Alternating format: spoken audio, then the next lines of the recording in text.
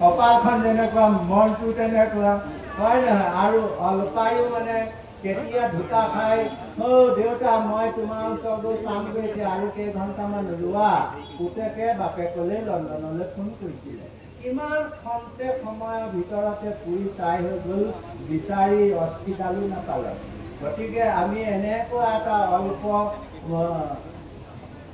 জীৱ মানে অনুচিত এটা জীৱ, সাধাৰণ বতাহক মানে লয় চয় কৰিব পৰা জীৱ এটা লৈ আমি জীয়াই আছো। আৰু কিন্তু লৈ আছো যদিও এটা মনুষ্য শৰীৰ ললো।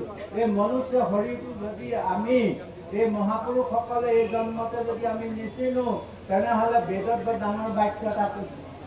বেদৰ বাক্যে কৈছে যে তুমি এইবাৰ মহাপুৰুষক যদি চিনিব নোৱাৰা, মই আধা ঘণ্টা সময় কম আৰু 5 মিনিট আছে। আৰু তুমি যদি এইবাৰ যদি তুমি মনুষ্য জন্মটো সফল হ'ব নোৱাৰা, এনেই আমি ঢকলীয়া ইমান ৰ'দত তাৰ পৰা এনে অহা নাই। আমি ইয়াত কিবা এটা উপকাৰ হ'ব বুলি আহিছোঁ। কি উপকাৰ হ'ব বুলি আহিছোঁ? আধ্যাত্মিক উৎকৰ্ষ হ'ব বুলি আহিছোঁ। আধ্যাত্মিক উৎকৰ্ষ কি কৰিবলৈ লাগে? আমি মনুষ্য জন্মটো সফল কৰিবলৈ লাগে। মনুষ্য জন্ম সফল কৰিবলৈ আমি ইয়ালৈ ঢকলীয়া আহিছোঁ। আজি মনুষ্য জন্ম সফল কৰিম যদি আমি মহাপুৰুষক জানো।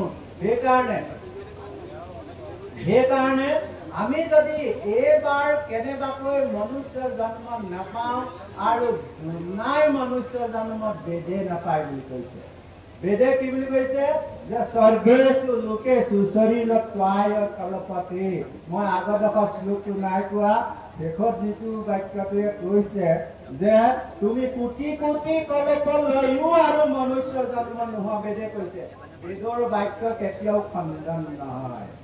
কোটি কোটি কল্পলৈও আৰু এই মনুষ্য জন্মটো যদি তুমি হেৰুওৱা, কেনেবাকৈ মুক্তি নোপোৱা, বৈকুণ্ঠলৈ যদি নোযোৱা, তেনেহ'লে তুমি কিন্তু বৰ ডাঙৰ দুৰ্ভাগ্যা।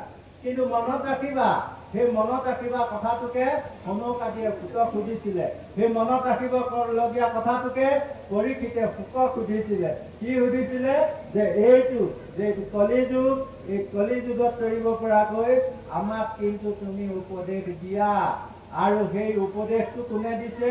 মহাপুৰুষসকলে ধৰি আছে। আৰু সেই মহাপুৰুষসকলক আমি সেৱা নকৰিলে, আমি ভাবিছোঁ ডাইৰেক্ট ভগৱানক চিন্তা কৰিলে কেনেকুৱা হয়। যে এই মহাপুৰুষসকলক আমি এৰি থৈ পেলাই ডাইৰেক্ট ভগৱানক চিন্তা কৰোঁ, সেইটো নহ'ব। সেইটো কেতিয়াও নহ'ব। মহাপুৰুষসকলক আমি দেও দি, মহাপুৰুষসকলক নেওচি আমি গৈ ভগৱানক লাভ কৰিব নোৱাৰোঁ। ভগৱানে সদায় মহাপুৰুষসকলক চাই থাকে যে এইজনে মহাপুৰুষক কেনেধৰণে শ্ৰদ্ধা কৰিছে, সেইজনকহে নম্বৰটো দিয়ে। যেনেকৈ জস্য দেৱীৰ পৰা ভক্তি তথা দেৱী তথা গুৰু জয়চৈতে কথা প্ৰকাশন্তি মহাত্মা নহয়। বেদৰ বাক্য মই গাইছোঁ যে যি ধৰণে তুমি দেৱক চিন্তন কৰিবা, সেইধৰণে তুমি মহাপুৰুষক চিন্তা কৰিবা। মহাপুৰুষক চিন্তা কৰোঁতে মহাপুৰুষে দ্বাৰাহে তোমালোকে মোক পাব পাৰিবা। সেইবুলি বেদৰ মন্ত্ৰটোত কৈছে। গতিকে সময় হৈছেগৈ, সেৱা ধৰোঁ মানে মোৰ আধা ঘণ্টা সময় হ'ব। আজি বৰ দুখেৰে আপোনালোকৰ আগত ক'বলৈ লৈছোঁ যে আমি আহিব বুলি ভাবি আছিলোঁ। আমাৰ যিজন নিৰ্দিষ্ট বক্তা আমি আমন্ত্ৰণ কৰিছিলোঁ, নিমন্ত্ৰণ নহয়, পাৰ্থক্য আছে। যিজনক আমি আমন্ত্ৰণ কৰিছিলোঁ তেওঁ শেষ মুহূৰ্তলৈকে অহা কথা আমাক দি আছিলে। কিন্তু যি ভাইৰেল ফিভাৰবোৰ ব্যাপকভাৱে বিস্তাৰ হৈছে, আপোনালোকে সকলোৱে জানে।